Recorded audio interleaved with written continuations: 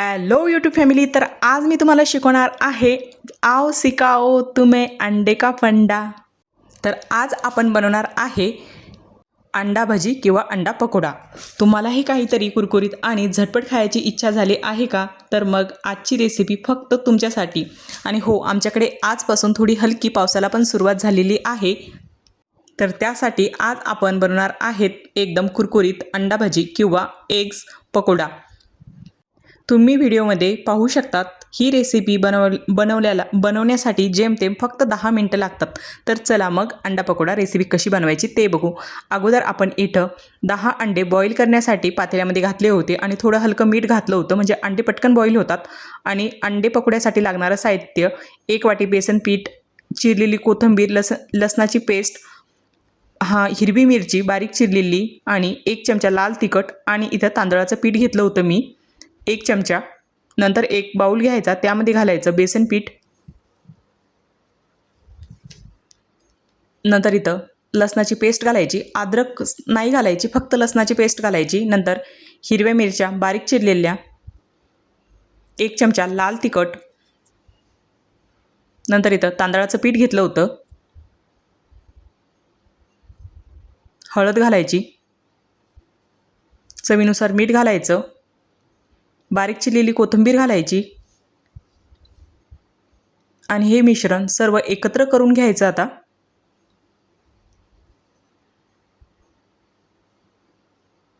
आणि हे मिश्रण व्यवस्थित एकत्र झाल्यानंतर त्यात घालायचं पाणी. म्हणजेच आता आपल्याला हे बॅटर तयार करून घ्यायचं आहे अंडा पकोड्यासाठी. थोडं थोडं पाणी घालून बॅटर तयार करून घ्यायचं. व्हिडिओमध्ये दाखवल्याप्रमाणेच बॅटर तयार करा.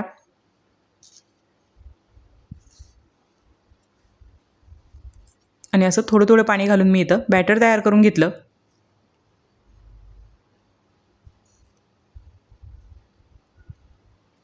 अगदी घट्ट नाही, अगदी पातळ पण नाही करायचं. आणि छान असं आपलं हे बॅटर इथं तयार झालं.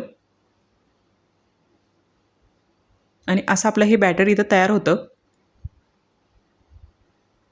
आणि बॅटर हे 10 मिनिटासाठी झाकून ठेवायचं.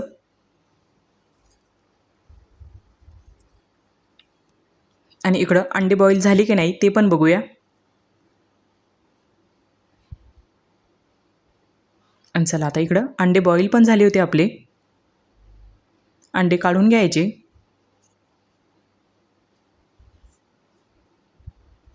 आणि एका मोठ्या प्लेटमध्ये मी इथं काढून घेतले, थोडे थंड होऊ द्यायचे.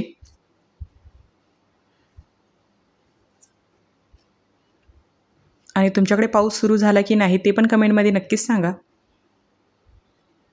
म्हणजे ह्या वर्षी पावसाची तर देवासारखी वाट पाहणं चालू आहे सगळीकडंच.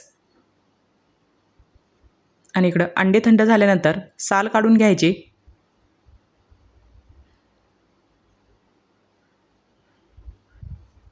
आणि इथं मी सर्व अंड्याचे साल काढून घेतले होते. नंतर त्याचे कट द्यायचे त्यांना.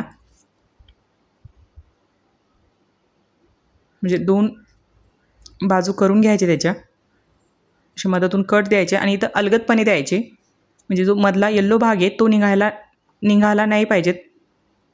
तो पण आपल्याला अंडे पकोड्यामध्ये यूज करायचा आहे. आणि इथं मी सर्व काप करून घेतले अंड्यांचे. आणि इकडे ठेवायची कढई तापायला. आणि तुम्ही पण माझी एकच कढाई बघून बघून बोर झाला असेल, म्हणून आज मी तर कढाई चेंज केली. नंतर घालायचं कढाईमध्ये तेल. मी इथं अगोदर कमीच तेल घातलं, म्हणजे आपण दुसऱ्या भाज्यामध्ये त्याचा म्हणजे वापर करू शकत नाही, म्हणून अगोदर थोडंच घालायचं. नंतर घालायचं बॅटरमध्ये अंडं घालायचं कट केलेलं. नंतर त्याच्यावर असं बॅटर टाकून घ्यायचं. आणि इकडं तेल छान गरम होऊ द्यायचं. आणि नंतर घालायचं अंडं. आणि सर्व असे बेसन पिठामध्ये भिजून घ्यायचे. आणि एक एक असे अंडे घालून घ्यायचे. आणि इथं थोडं तेल उडायला लागलं होतं, म्हणून मी थोडं मधलं स्किप केलं. आणि असे आपले इथं अंडे पकोडे पहिले तयार झाली होती पहिली बॅच. छान असं त्याला मंद आचेवर कुरकुरीत होऊ द्यायचे.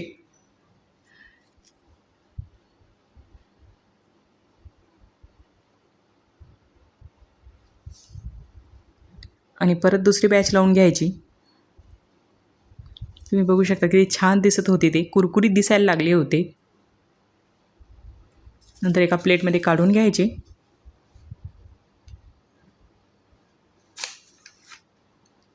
आणि परत अशीच दुसरी बॅच पण लावून घ्यायची. बेसन पिठामध्ये थोडं अंडं घालून त्याच्यामध्ये इकडं तेलामध्ये टाकायचं.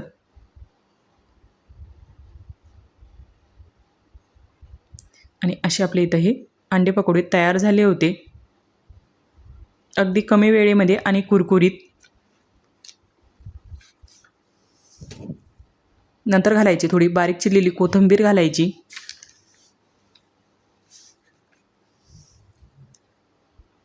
आणि तयार झाले आपले अंडे पकोडे. तर मग पुढच्या वेळेला घरी पाहुणे आल्यावर किंवा तुमच्या स्वतःच्या जिभेचे चोचले पुरवण्यासाठी हे अंडा का फंडा रेसिपी नक्कीच ट्राय करा. आणि अशाच नवनवीन आणि सोप्या रेसिपी पाहण्यासाठी आपल्या चॅनलला सबस्क्राईब नक्कीच करा. आणि तुम्हाला हे अंडा पकोडा आवडला की नाही ते पण कमेंटमध्ये नक्कीच सांगा.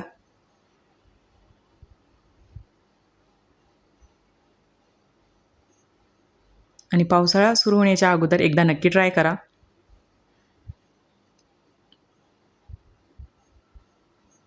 आणि आज आमच्याकडे अंडा पकोडा पण होता आणि पाऊस पण होता.